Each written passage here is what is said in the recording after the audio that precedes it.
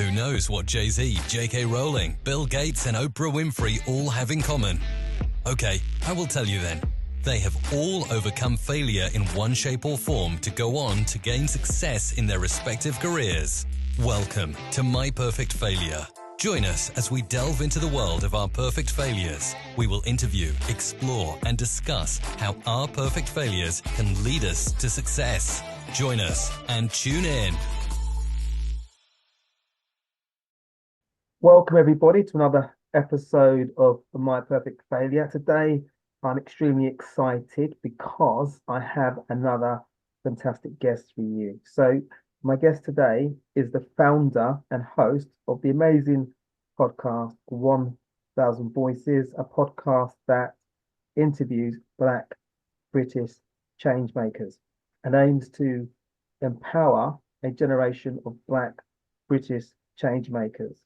With a background in social entrepreneurship and a current career as a financial sales professional, he is driven by a desire to create a more equitable society for all. Through the 1000 Voices podcast, he is working towards his long-term vision of eradicating racial inequalities and inspiring others to make positive impact in their own communities and beyond. So a very, very, very warm welcome to My Perfect Failure, Tevin Kittoe. How are you? I'm very well, thank you very much. And thank you for the invite. It's an honor to be invited on as one of your guests. Well, we've connected. I've had the pleasure to be on your podcast, which is a huge pleasure. It's really inspiring what you're doing. Not just what you're doing from a narrative perspective, but what you're creating from a visual, from a community. There's so many elements that are going into that entrepreneurship, social entrepreneurship. There's so many strands that go into that. I've been binging on your content today, just watching different episodes and whatnot. And you've got so many. So it's interesting within that. There's synergy between your guests, but they've all got. I think there's a thread that I guess connects them all, but they're all different. They're all doing different things. They all bring their own lessons, value, and inspiration, ideas. There's a whole, they bring so much. I'm pleased that we connected. I'm pleased that you're doing what you're doing.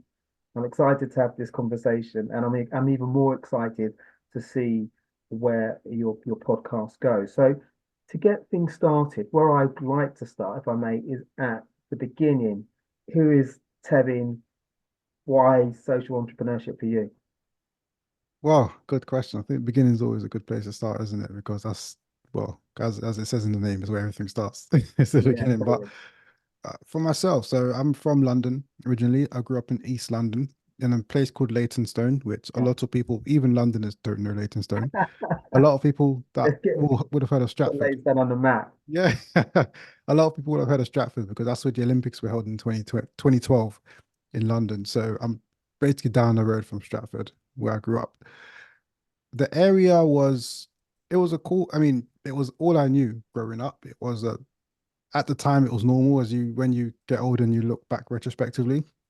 The area and upbringing was crazy. There's a lot of stuff happening in the area. There's a lot of crime, a lot of mad stuff happening that was thankfully didn't fall into any of that sort of a trap or into that sort of lifestyle, I should say. But I had a lot of friends that did. I saw a lot of stuff, witnessed a lot of crazy things in Leytonstone, being around a lot of crazy things and all sorts of crazy things, to be fair. So it was a pretty mad time to grow up. I grew up because I was born in 93. And my household, so it was me and my two younger brothers. I'm the oldest one at the time anyways. I was the oldest one, and my parents split up when I was quite young. So I don't even know how old I was, probably like 8 or 9 or something like that when they split up. So it was just me and my brothers and my mum, essentially. My dad was still in our lives, but when he's not physically there all the time, it's pretty much like a one-parent household. And it was I think looking at the time, it was normal. I think there's so many things that when I'm growing up, you just go through life and you don't have the time or maybe the pleasure to stop and reflect and really think what's going on. How do I think? What do I feel? And all that kind of things. And looking back now, I realized how much of an effect that had on myself, my parents splitting up, and I realized how much of an effect the area that I grew up in, literally, um, had on me. The little things, like because it was such a high crime area, little things now where I can just be walking down the road and I'm always like left, right, left, right, left, right, Mm. so vigilant, hyper vigilant. I hear any sort of a sound, and my neck's turned over so quick. I'm like, what is that? Could someone be coming to do something or whatever? But at the time, it was just normal, and I've carried it through my life. But it was a loving household. Mum did everything she could in her, literally everything she really, really could do. When my parents split, she wasn't, I don't think she was working at the time when my parents split, or maybe she was, but it was odd jobs here and there. But then she went back to university, studied a health, I can't remember the exact course, some kind of access course, then done an actual degree and became a nurse, done that for a few years, and then became a midwife, done that for a few years, and then studied again and became a health visitor. So she's always pushed us to be the best that we can be. And I think literally seeing her doing that whilst raising us, whilst we were all very young, bearing in mind I was 8 or 9 years old, my parents split, my brothers are younger than me, we we're all very young. She was able to juggle all of that and still go away and study and then make something better of herself. It had a massive impact on myself in ways that on a subconscious level. Consciously, it was just like you're just going through the motions. Subconsciously, had a massive impact on myself, and yeah, these things I've just carried forward through my life. So when I came to your studio and we recorded, you gave me wonderful impression and so forth. But I definitely got focus. I definitely got a guy that's focused, that's determined, that's got a vision. I'm going to get into the vision of the podcast in a second. But that kind of, so you mentioned your background, challenging, and I'm sure there's lots of people that can identify with a challenging background, but everybody's got a different way of processing that. We can go, I guess, one of two ways. You clearly have gone down focus, academic, you've got a good career, and obviously you're building your podcast and your legacy. How easy or difficult was it to find that focus and actually take your thoughts, your energies, your vision into productive things? Good question. Very good question. It wasn't easy or difficult for me because for me, it's just how I am. It's Mm, just literally just going through the motions. I can be hyper focused and I can be not hyper focused.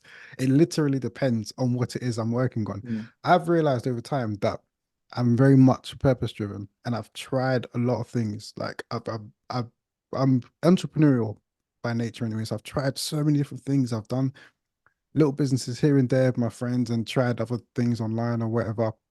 But I've never ever been able to be consistent with them because with those random businesses I've tried, they've only been to just make some quick money, but there was mm, never any bigger purpose behind it. And I literally cannot motivate myself, even with the promise of a pot of gold at the end of this and becoming rich beyond my wildest dreams.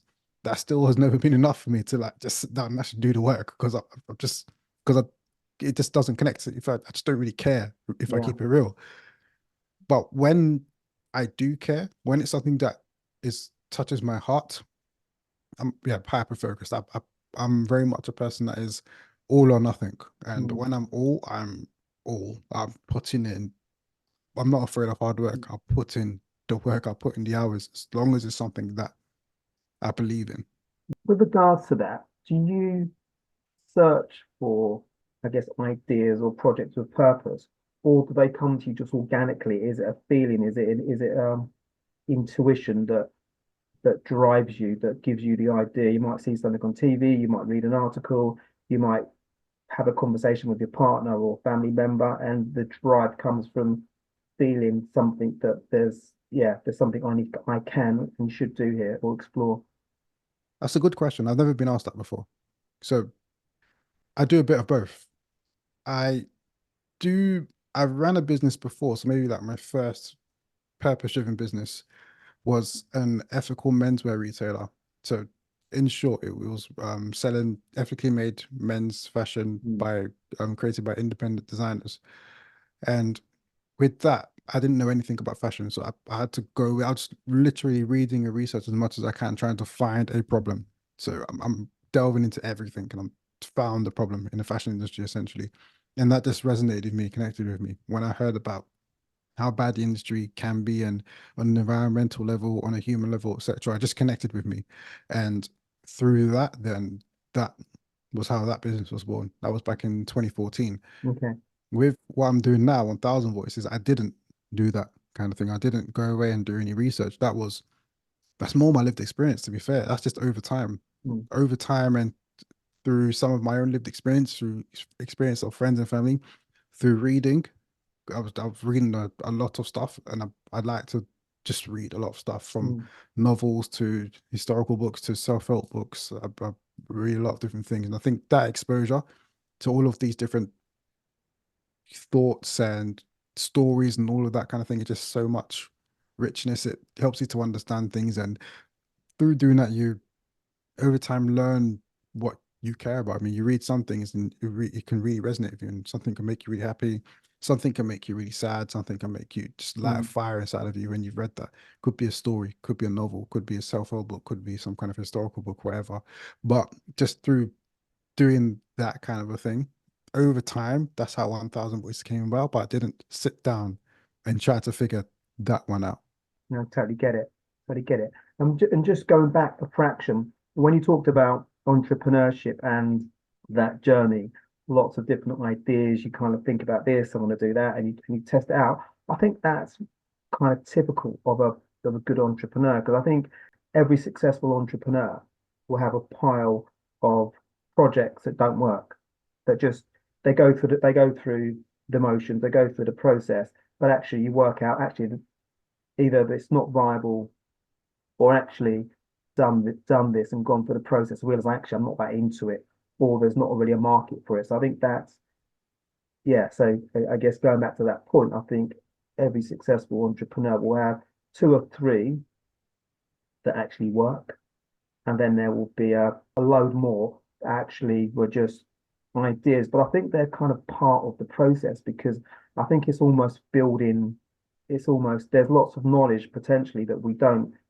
even think that we're getting. But I think that's building our resilience, it's building our foundations, it's building, I guess, who we are as an entrepreneur, those ones that actually don't even work.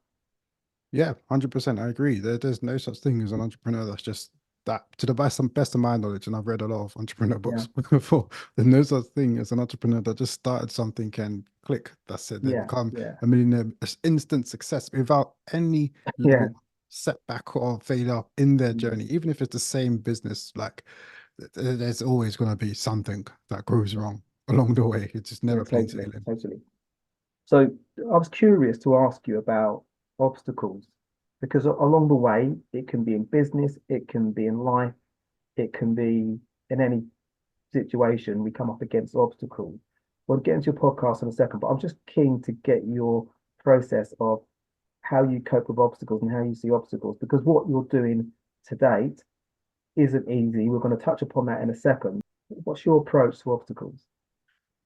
I always approach I always try and approach any kind of an obstacle with a level head.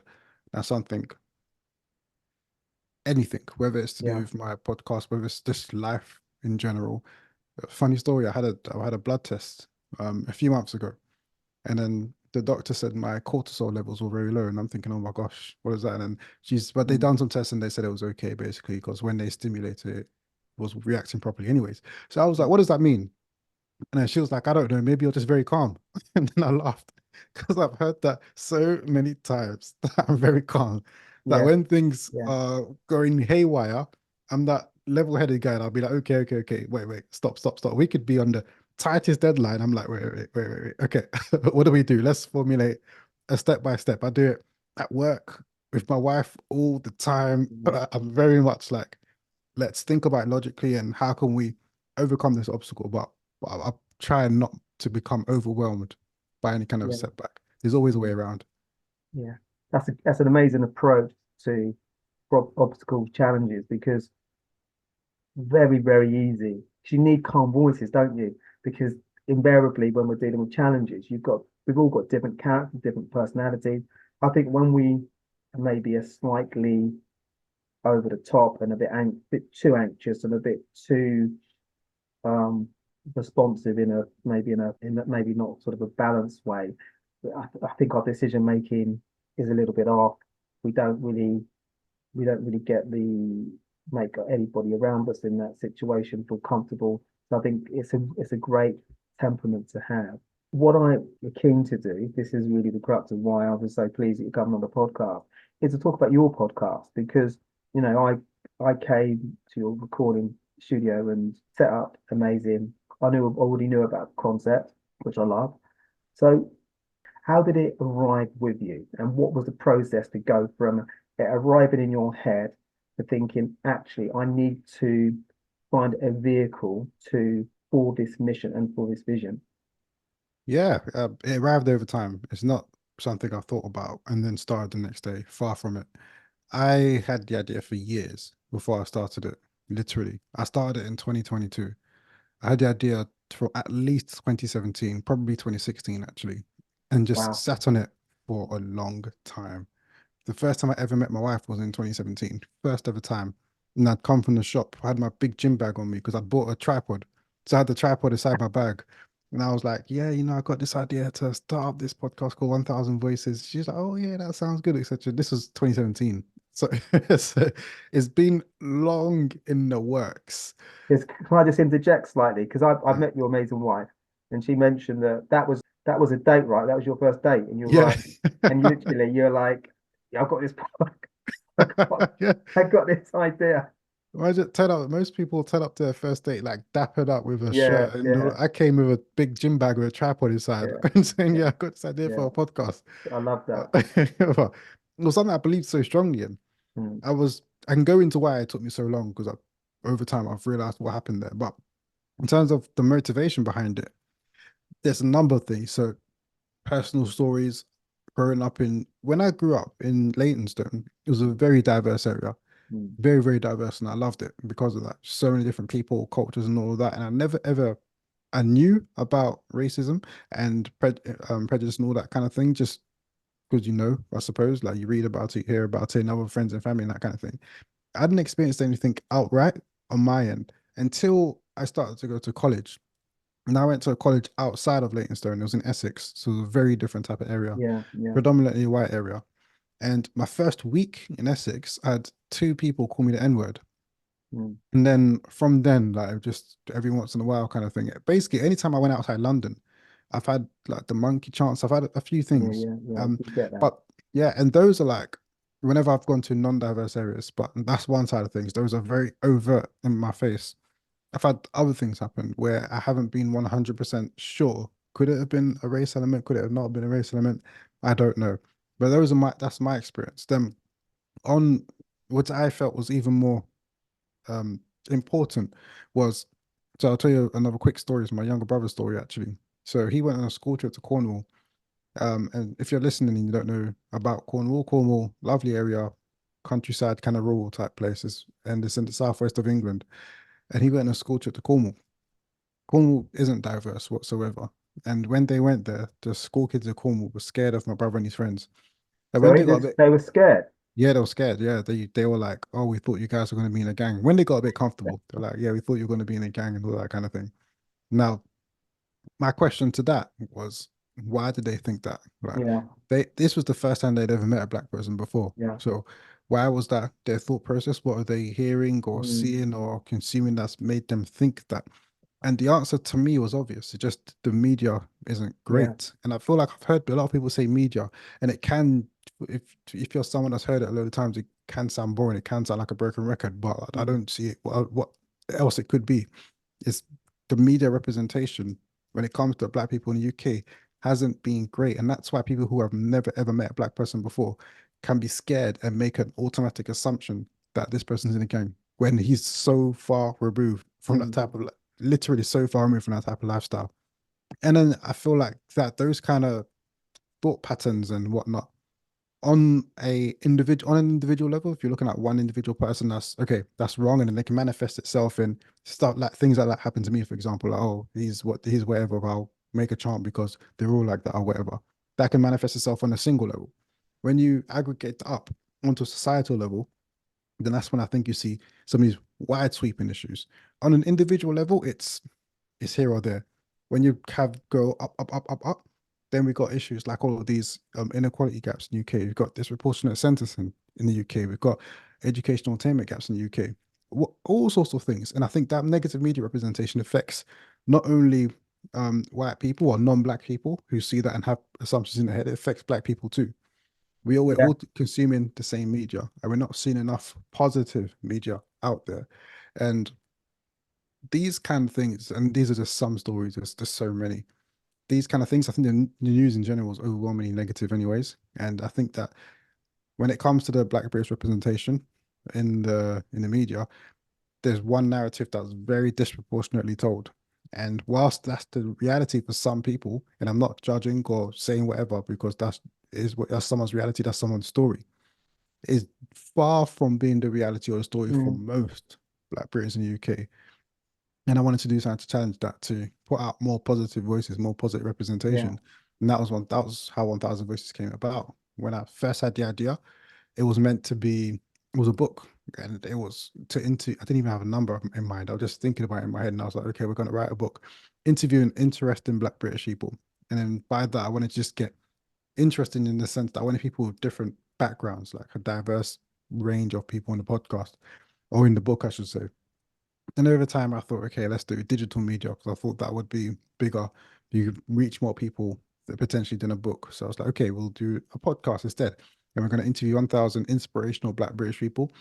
Then over time, we've changed the wording slightly. It's now 1000 Black British changemakers. It's a similar profile of people, but it's just how we approach the conversations is slightly different mm, because it's about positive representation, positive media. So we're talking to people about change, how they've driven change, whether that's in their own life, whether that's in their community, in their place of work, whatever, just driven some level of positive change. And that's 1000 voices. yeah. No, it's amazing. And I was just thinking about some of the stories that you mentioned and some of the challenges that we have because of because of the media. The media is represented not by black people, so the narrative won't be a representative one. It's going to be skewed. When people, the story you mentioned about your brother when he was in Cornwall, they all thought they were scared, they thought he was in a gang. And so you get, so I was thinking, you get that narrative where people that are non-black will think that a lot of black people potentially are criminals, particularly guys. But then also you possibly get a narrative where there's that perception out there. You get some, I guess, people in the black community can maybe be there's a risk that we can maybe tap into that narrative because that's the step that's what we're being bombarded with. We're not being bombarded with fair representation in terms of what we're seeing in television, what we're seeing on the radio, what we're seeing on social media.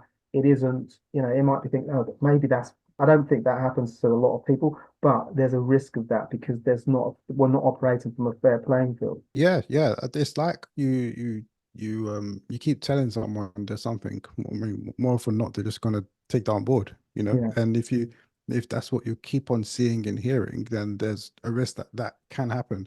But there's so many different things and factors that play into those types of things. The media, 1,000,000%, I think, plays such a big, crucial role in that for sure. And which is why it's important that we get more positive voices and stories out there.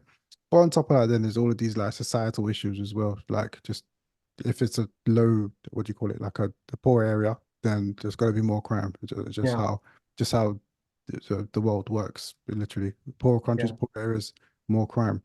And it just happens to be that in most of the poor areas where there's lack of opportunity, you find more ethnically diverse groups in there. So other non-white people in the UK, anyways. Um, so the media definitely plays a mm, role, and then I think the political class plays a massive role, potentially an even bigger role, maybe equal. I don't know how to weight it. They both play a massive role, anyways, and they both can be doing a way better job yeah, at decreasing um, the first of all, like the negative representation, second of all, levels of crime. Yeah, 100%. And it's, to your point, there's different areas that need absolute focus, absolute support, and real focus on what the challenge is, not more than what the challenge is, why it exists, as opposed to we know that there's challenges in terms of a black person being more likely to be stopped on the street, particularly a guy, or people of color, black people, or people of color, less likely to be able to get maybe certain jobs or to get access to things that can help them move up the ladder in a fair way where they're given equal opportunity to other groups, and it's looking deeper as opposed to just recognizing there's a problem. It's like, why does it exist? What are we doing about it?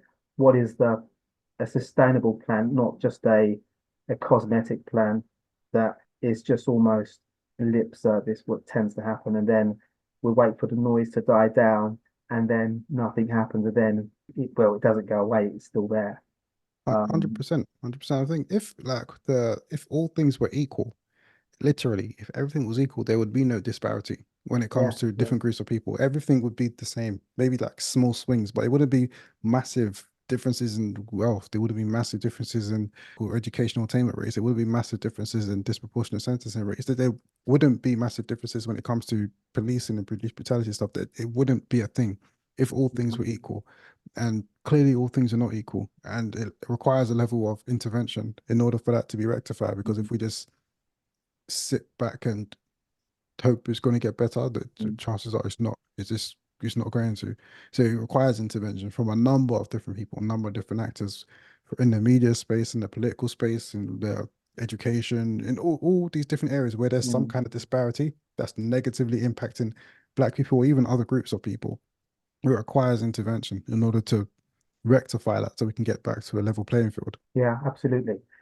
So I know that this podcast that you're doing, it's a brilliant podcast. So literally anybody that hasn't subscribed to it, I'm going to put a link in the show notes, and please do subscribe to it, because it's not just the content. The content is paramount, but actually your production, the work that you and your partner are doing just to create. When I arrived and I thought, wow, this is amazing what they're doing, what they're putting together. The level of focus is phenomenal. So I really implore anybody that isn't aware of your podcasts, just subscribe.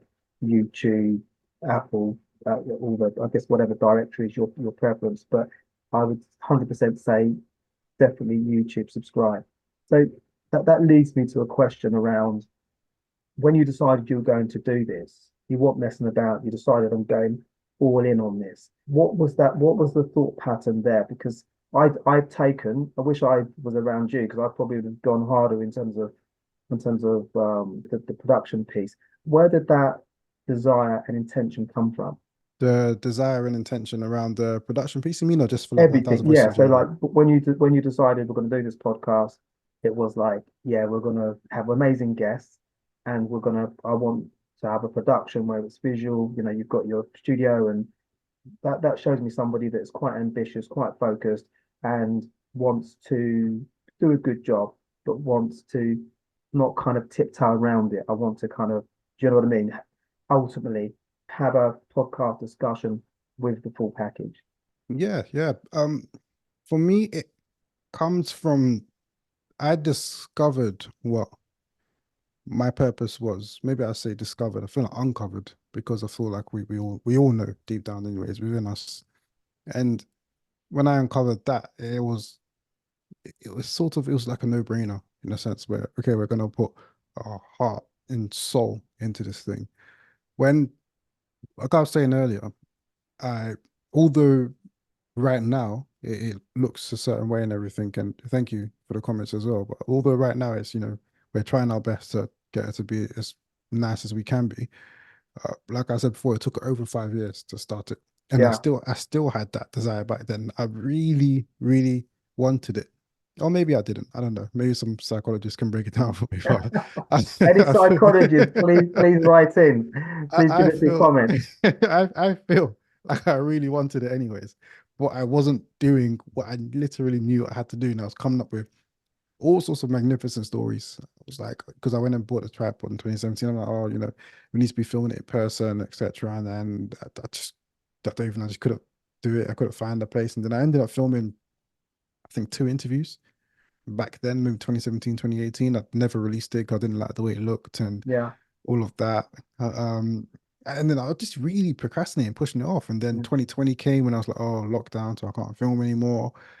Um, and yeah, I was just really putting it off like for a long time. And I read a book in 22 and I've forgotten the book. I think it's a book called Range, but I might be wrong because Range is what's in my head right now, but I might be wrong.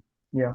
The book was talking about um because what I realized is I wanted it to be perfect. That's what that perfectionism. That's why I was like, yeah, I've went and got all this equipment and everything. But if I couldn't start it in the most perfect way, I just wasn't going to start. And I kept putting it off and putting it off. And I recorded 2 episodes, didn't like it, never released it. And then I just wanted it to be really, really good. And what I learned, the book spoke about perfectionism and Yeah. where that stems from, and essentially stemming from a fear of failure. So I was like, oh, okay, all right. And then reflecting on myself, that makes sense. I mean, I wanted it to be perfect because I didn't want to fail. Yeah. Because I want to put it out there and I don't want anybody to, I don't want to put myself out there in such a public way and then for it to fail. But on top of that, the book goes a bit further. So it talks about perfectionism stemming from a fear of failure. I'm like, okay. And then it talks about where the fear of failure stems from and how that stems from, and it comes from a childhood lens. And that's when it's Mm. really like cutting into my soul. I'm like, oh my gosh. I'm like, did this guy like read me or something? When he's writing the book, and I'm like, this is so, it Mm. felt like it was so personal to me. And I don't know if you've ever read a book, or if anyone listening has ever read a book or come across something, heard something, you just feel Yeah. like it's so, 100%. yeah, like it's for you. It's literally for you. Yeah. I That's read a what I book felt. last year. I forget what it's called. I'll tell you, but it was like, this is me. This is Yeah. me. So keep Yeah. this on, do carry on.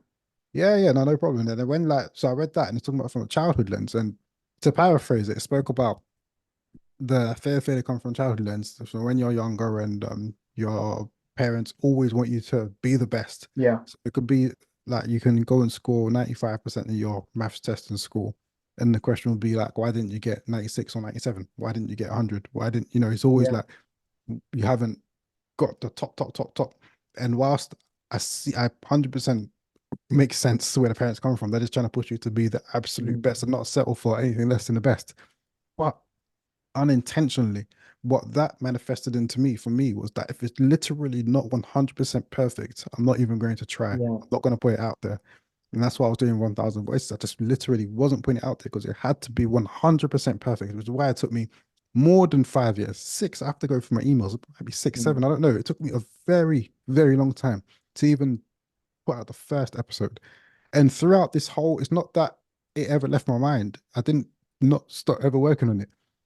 For 5, 6 years straight, it was there on my laptop. Mm. It's always there in the background. And I'm waiting for the perfect moment or waiting for the Yeah. perfect location or waiting for whatever. But anyway, when I read that book, and this book, I read it in December 21.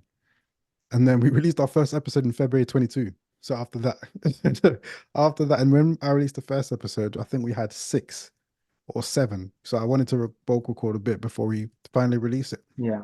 So in the space of 2 months, we reached out to people. I didn't know any of my first guests personally. So in the space of 2 months, then we reached out to 6 or 7 people, recorded all of them, edited all of them, and ready to go in 2 months' time. Because when I just listened to that, when I read that, and I was like, this is so, it's about me. And I think there's something powerful about that realizing, just learning about yourself. And Yeah. I didn't have to go to talk to anyone to diagnose or anything like that. I just recognized it. And when I recognize it, it's powerful. Mm. And then from then, that just really pushed me to, okay, let's start it. First episode was not very far from perfect. I had every tech issue you can imagine. The first one I ever recorded, my laptop camera stopped working, and then it came back and it was really fuzzy, and then my mic stopped working. So my voice wasn't great. I didn't have time to go get a haircut. So my hair was all over the place. And then after, I thought it was, anyway, despite all of that, when I done the episode, I thought, all right, this was great first episode.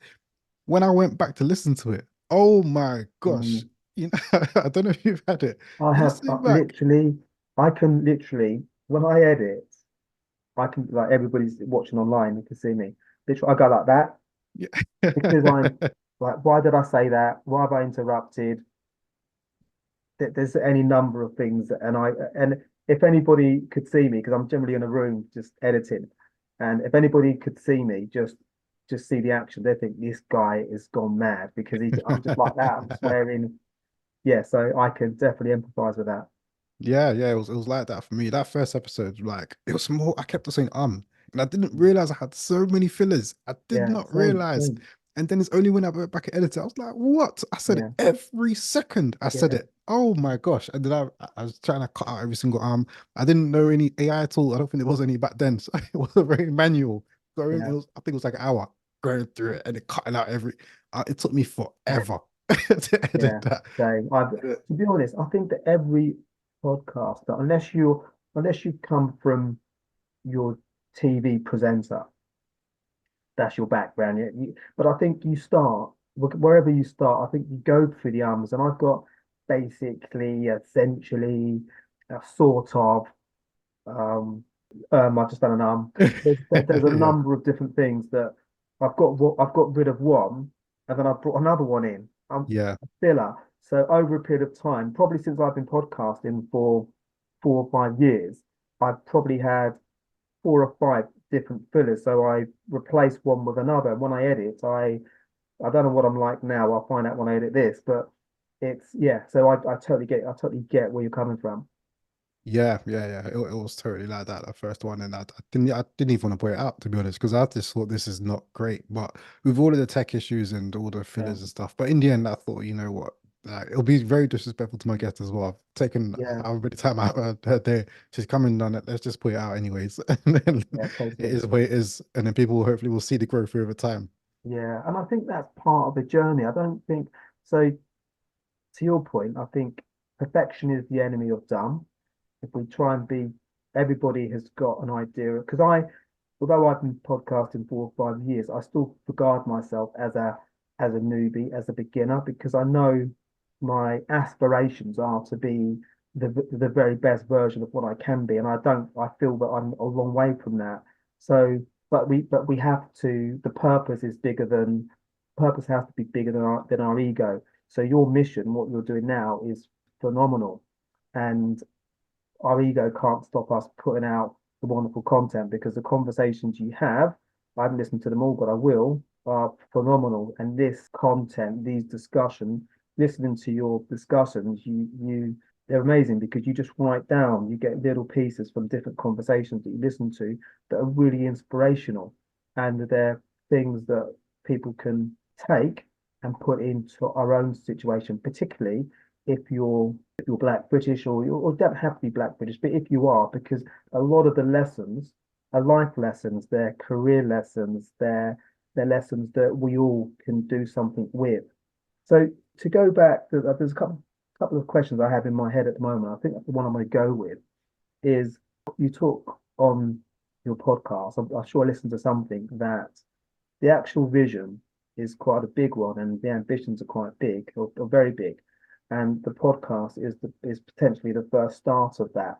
Can you maybe expand upon what the overall objective is or vision looks like?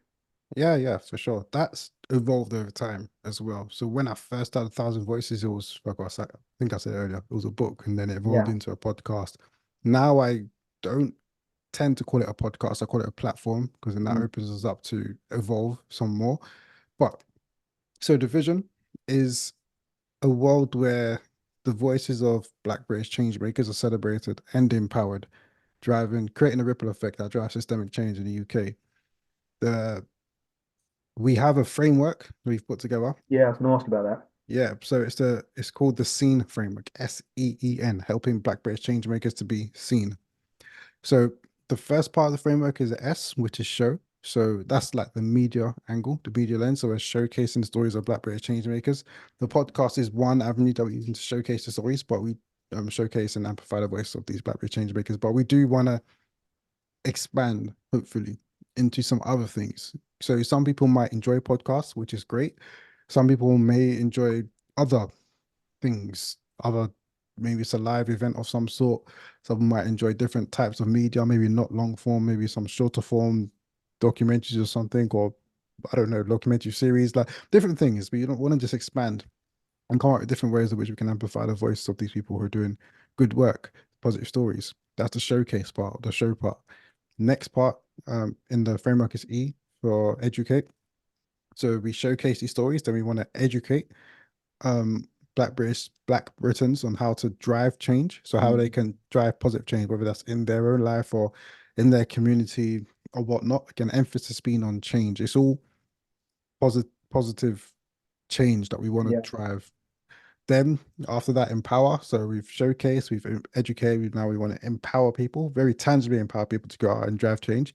How that's going to look, probably through the form of some kind of funding or something, but we'll see when we get there. But I think that's probably the most tangible thing you can do. Just give someone some money to make it happen, basically, and be like, Yeah. okay, great, go and do your thing and let's make this world a better place. Then the last one, N for nurture. So show, educate, empower, and nurture is just to make sure that the change is sustainable. So it's Yeah. not that we throw a bit of support or throw some money at you and then we go our merry way. It's about trying to make sure that the change is long lasting and sustainable. And that's just probably going to be through some kind of consulting or mentorship or support in some way, shape, or form. So then it goes like full circle, because then the people who will go through that are the same ones, same kind of voices that we will showcase. And then the framework just kind of feeds into itself at every level. That's a very long-term plan that we're hoping that we'll be able to do. We're very, very early in the plan right now. Literally the first, we're in the podcast just to showcase, and literally just because we haven't expanded yet. But hopefully, with time, we can move a bit further along and try and Yeah, do some good definitely you stuff. will. You will. I know we spoke when I came over to your studio, and I think what I love about what you're doing is that there's foundations behind it. You've got a vision, you've got a mission, you've got a framework. So that's solid because it's the foundations. Because if you don't have solid foundations, then obviously things it's like a house. If it's built on shaky foundations, then things will it won't be solid and it won't last long. But if you've got solid foundations that can be tweaked periodically when needed to be, but the foundations are solid, and that's what you've got. So anybody that goes onto, I guess, your YouTube or any of your platforms will see that. So something that I saw this week actually, Pharrell Williams is talking about what sometimes we see are people that want a seat at the table. But sometimes we should think actually, if they don't want us at that table, then we have to have the the mindset and the determination, the focus actually to create our own situation, to create our own mindset, to create our own ability to change. And it reminded me of what you're doing. It's like you almost what I like about what you just said about the scene framework is that you've got these pieces that are within the framework, but it's almost embedding that behavior, that change, that different way of thinking. Yeah, yeah, yeah. It's definitely what I wanted to do with the framework is to try and make it as tangible as possible. So yeah, definitely to embed all of these Yeah. different things. I, not to throw shade in anyone else because there's a lot of people who are out here trying to do good stuff, but I felt there's a lot of people who highlight a lot of issues, and Mm, of course, things need to be highlighted. Of course, if you don't know, you don't know. It needs to be highlighted, but we got an overabundance of people highlighting issues and not enough people tangibly working to resolve the issues. mm, And I didn't want to be another lend my voice to issues that to the same audience who already know what the issues are, and without trying to do something about it. yeah. Um, with I was very intentional about with podcasts about first of all trying to making it British because I felt that there isn't Black British voices in general are just not amplified too much. A lot of the time we look over to the America for their narratives and Mm, stuff, and I don't have an issue with that. There's no beef with America. I'm very inspired by some of these American leaders, to mm, be fair. So no issue, but it's more so that we don't have the British voices aren't being amplified as much, mm, and it's I believe it can be more powerful because it's more relatable now if someone is from the same country zoo, same experience, the same area, same school, same town, same industry, whatever. Just more relatable, those sorts of stories. I was very intentional about that. On top of that, I was very intentional about trying to make it as tangible as possible. I didn't want Yeah. to just Yeah. just talk and highlight issues. I really wanted to have something that so people can tangibly take something away and then Yeah. put it back and just make this world a better place. Because there's a lot of bad, if we keep it real, there's a lot of bad stuff. And for people like me and you who are law-abiding citizens and we're just living normal, sometimes when I hear some stories, like when I go back to Leytonstone and I talk to people and I hear some of the stories of so many things people, the lives people are living, it sounds like literally something out of a Hollywood movie. Like Mm. so it when you're outside of that life, yeah, the life that some people live is so far removed from what we Mm. consider to be normalcy. It's absolutely crazy. Like gun, knife, whatever. That's one side of things. And then there's so many dark, bad things in this world. Mm. So many outside of regular crime. This in underworld and all these crazy things you hear about. I don't know if you saw that film that came out, the one about the child trafficking in South America, and they take them over to the US. What was it? Sounds No, of I don't Freedom. think That so. was it. Sound of Freedom. That came out probably a couple of months ago. And now I don't know exactly when it's going to come out, but maybe November, December. I can't remember exactly. 2023 that came out. It spoke about child sex trafficking. Mm. How that is, I think it was the biggest industry, overtook the drug industry, drug trade, and Yeah. it's way more lucrative because children can be recycled and that kind of thing. And I'm learning that. I'm like, I don't see it. I'm just living a normal life. I'm walking, going to work. I don't see it, but it's happening. Mm. It's bigger than Well, the drug that's trade. it. I think that, we live in a world where I think that's what the underworld want. They want to kind of move very quietly, very covertly, and law-abiding people, we're just not privy to it. I guess we can be, but it's in you get these movies, there might be an article in a newspaper and so forth. But yeah, man, the world is a crazy place. Yeah, it's a very crazy place, and there's some people who are really suffering, Mm. really, Yeah. really suffering. And I just want to do my bit to try and make it a bit better. Well, yeah, I'm totally exactly the same. The podcast is my attempt to drive some positivity because the world needs it because there's so much negativity. It's like you don't really want to. You put the radio on in the morning when you get up. You put or the TV or whatever it is, or you go on your phone and it's all negative. Just earlier, I went on the BBC website and literally the three stories were just like, I need to get off this website because it's kind of depressing stuff, and it's that balance of you want to be cognizant of what's going on in the world, but at the same time, you don't want to be depressed. Yeah, So it's finding that balance. So I choose to be cognizant, well, aware of it, but I know that in order for me to do what I need to do, my mood needs to be kind of up there somewhere where I can put my energies into it. But in terms of what you're doing, you actually are supporting and developing people, and really giving people an opportunity. What I wanted to ask you to this point, obviously, I've watched and listened to a number of your episodes. Are you I think the right word? Do you feel that based on some of the amazing conversations you've had and some of the amazing people you've had on the podcast, is it giving you hope? Are you encouraged by some of the people that you're speaking to that are doing wonderful things? good question. I've never even reflected on that before. I think that I'm in a place right now where I probably need to do a bit more reflection. And Mm. through conversations I talk to people, actually, they always talk about, I've heard quite a few people talking about Mm. journaling and reflecting, that kind of thing. And I don't do enough reflection. So I've never literally reflected on what you just asked me before about the hope, to even think if I have hope. Mm. I I believe you always need to have hope if you want to drive a level of change. Otherwise, I mean, otherwise it's tough if you don't have that Yeah. hope. If you Well, you don't, need that. If you haven't got yeah, hope, that's why people are going out, black people or people in general, when we don't have hope, that's when we're vulnerable. That's when we're vulnerable to doing things, making decisions that aren't the smart ones. Yeah, yeah, 100%. So yeah, 100%. You always need a level of hope, and I do.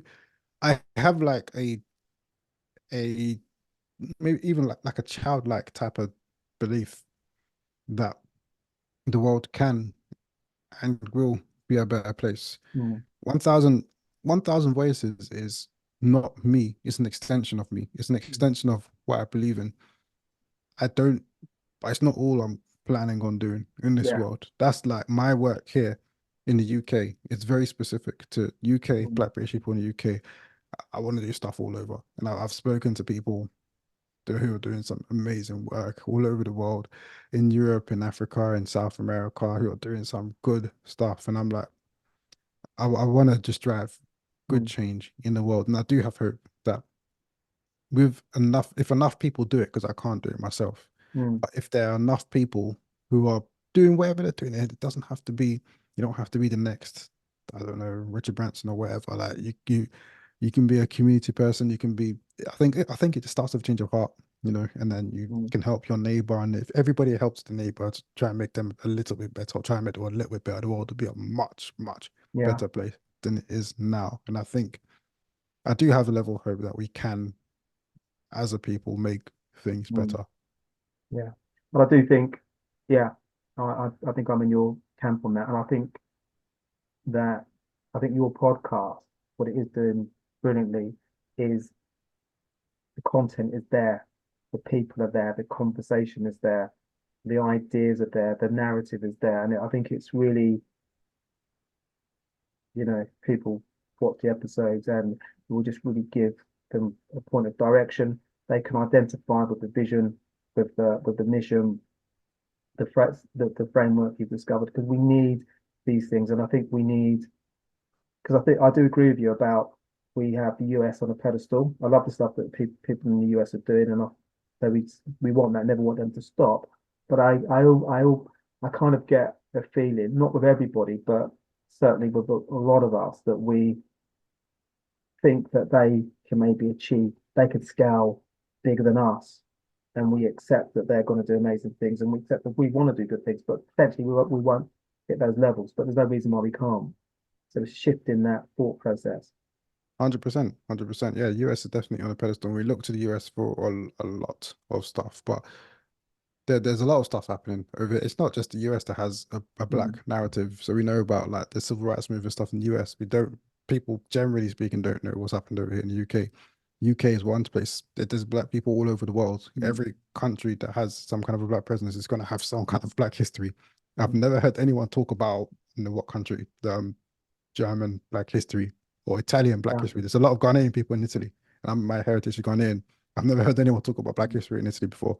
There's going to yeah. be history. Has it been documented? Has it been archived somewhere? I don't know. But we all look to the US for their narratives.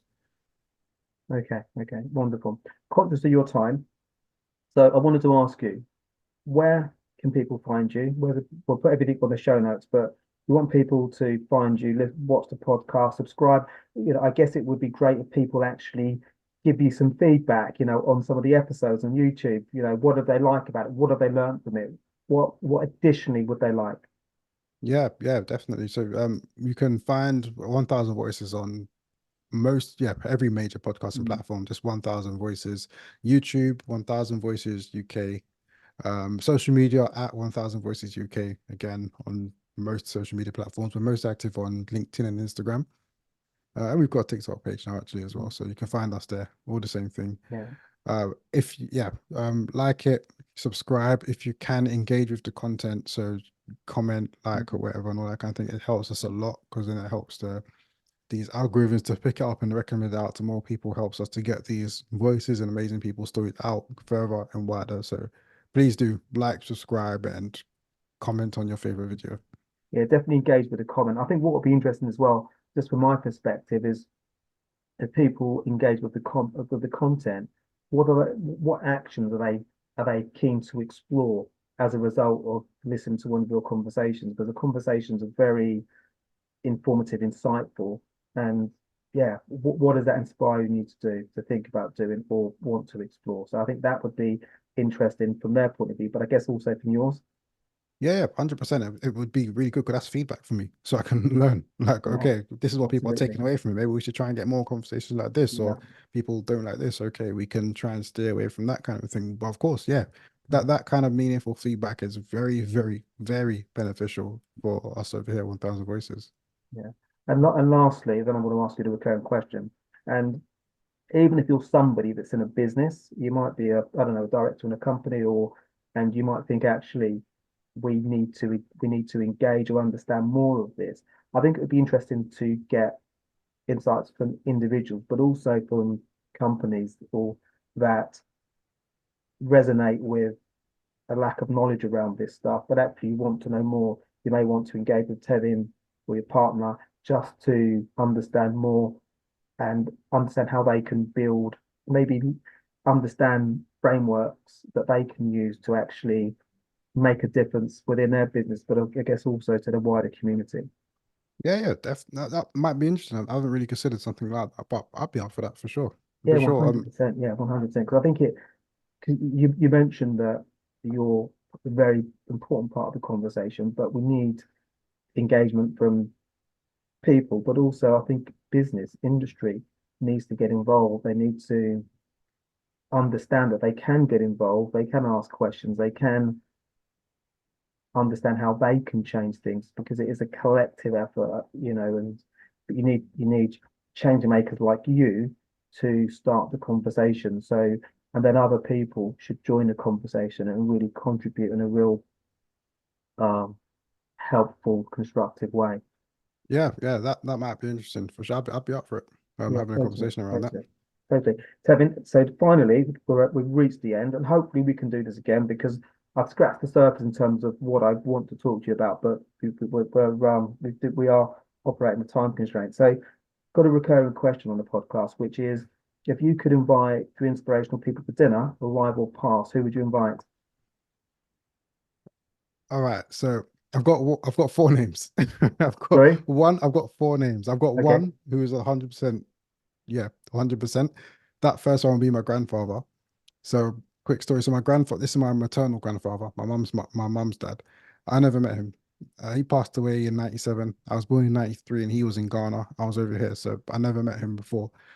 In his time, he was the foreign affairs minister in Ghana. So he Wow. was, yeah, and he was traveling around, doing all the foreign affairs stuff as you do. So traveling He's around the watching world. from upstairs now, you know. Yeah, yeah, I hope he is. Uh, but yeah, he was traveling around doing his thing. Yeah. I look back at some old pictures of him, and I see him with like a lot of world leaders. I see him with like Wow. Selassie from Ethiopia. I see him addressing the UN. I see him doing a lot of stuff. And then there was a coup in Ghana. He got imprisoned, and then he lost his Oh, position. And wow. He had a it, big journey. crazy, crazy journey. And I feel like I would learn so much from him. Mm, He was foreign affairs minister in his 30s, so not much older than I am, maybe even my mm, age now, not much older mm, than I am. He was really doing his thing, and it was out here rubbing shoulders with these world leaders and addressing world leaders. And who knows what he would have been doing if he was still alive and he lived a bit longer. He passed away quite young, or the coup happened when he was young as well. I just would love to sit down and speak with him and learn mm. from him somewhat. So he would definitely be one. The other three are the ones I don't know which one I'll drop out. I would love them all if I could. And I'll just cycle through them quick. First will be Richard Branson. Yeah. He was the person that set me off on this journey in the first place. When I was 17 years old, I was feeling lost. I didn't know what I wanted to do. I read his book, his autobiography, Losing My Virginity, and that changed my life. That literally opened my eyes to the world of entrepreneurship. And it's never something I'd considered before. Mm, And it was so powerful for me, I think, because I could see myself in him, even though he's not a black man, he's a white man. I grew up in the countryside or whatnot, but it was more his character and his sort of playful nature around the world. He approaches it like a child in a way. Like, mm. oh yeah, okay, I'll start wrecking it. All right, great. Okay, and I can't go back and see my girlfriend. I'm gonna open an airline. Okay, all right. Yeah. I'm gonna buy an island. No one was doing that at the time. He approached it like a child. Oh, I'm gonna go Yeah. into space. Like that kind of childlike type of Yeah. curiosity, and he executes very well. And he approached he thought I just learned so much from him. And again, he's the one to set me off on this journey. So him, Martin Luther King, amazing man. And I know I said that we look over the US narratives a lot, but yeah, he's an amazing guy. And he's someone I've taken a lot of inspiration from. Um, Visionary, again, young man, Yeah. visionary that really, and that, people forget that at his time, when he was alive, he was the most hated man in America. It was only after he passed away that they made a lot Martin Luther King Day and he was Mm, celebrated and whatnot. But at the time, this guy was facing mm, a lot, family, everything. But he believed in something and stuck at it. Him for sure. Last one would be Kwame Nkrumah. So he was the Ghanaian president at the time that led Ghana into its independence. So Ghana became the first independent country in Africa, and he had these strong ideals of mm, like trying to grow the country socio-economically and all of that. Had this amazing, I think it was a 50-step plan where he was going to do like 50 different things and build these different institutions and stuff. Until today, a lot of these things that he had implemented back then in when was it 60 57 I think it was, mm. are still here to today, and his legacy lives on, and he had these strong pan-African ideals and everything as well, but just elevating Ghana and the African continent. So my grandfather won. The other three, I don't know, I'd have to close my eyes and pick. Okay. One day I'm going to do a table on this and put on the website. So I will come back to you, and you will have to we will have to narrow it down to three at some It's point. gonna I'll be get tough. around to that. But Tevin, thank you for everything you're doing first and foremost. Thank you for appearing on the podcast. It's a huge joy, huge pleasure. I hope to have many more conversations with you, and I'm really excited. I know you've got a lot of work in front of you, but I'm really excited about where it's going, the people that you're going to touch along the way. You're going to change their lives. You're going to give them a different way of thinking, and yeah, how it will evolve. So yeah, so we'll thank you so much. Thank you so much for having me on, Paul. It's a pleasure. It's an honor as well for to to be one of your perfect failures. So Yeah, well, thank you so I think much. I appreciate it. I guess the thing is failure is I think it's the precursor to success. So I think if we fail intelligently and we're going for the process, then success opportunity arises. I think if we don't make any mistakes, then I think that's the problem. Yeah, yeah, I agree 100%. I don't think it's even if you're not making mistakes, it means you're not really Yeah, pushing yourself, are you? So yeah, 100% failure is just part of the yeah, journey. yeah. So thank you. So thank you everybody for tuning into this episode of My Perfect Failure. If you're watching on YouTube, please do subscribe. We're keen to grow the channel. We're very small at the moment, so keen to evolve and grow that. And please do share this episode far and wide. What Tevin is doing is inspirational. It's important. So really do share this episode and spread the message. Spread the message. And your feedback is most welcome. So we can hear about things you like and equally the things you don't like. So you can find me at Paul at myperfectfailure.com, or you can find me via the contact page on the website. So until the next time, take care for now. Bye. Thanks for listening to My Perfect Failure podcast. Be sure to visit www.myperfectfailure.com to join the conversation. Subscribe to our podcast on iTunes or Google Play. Look out for our next episode.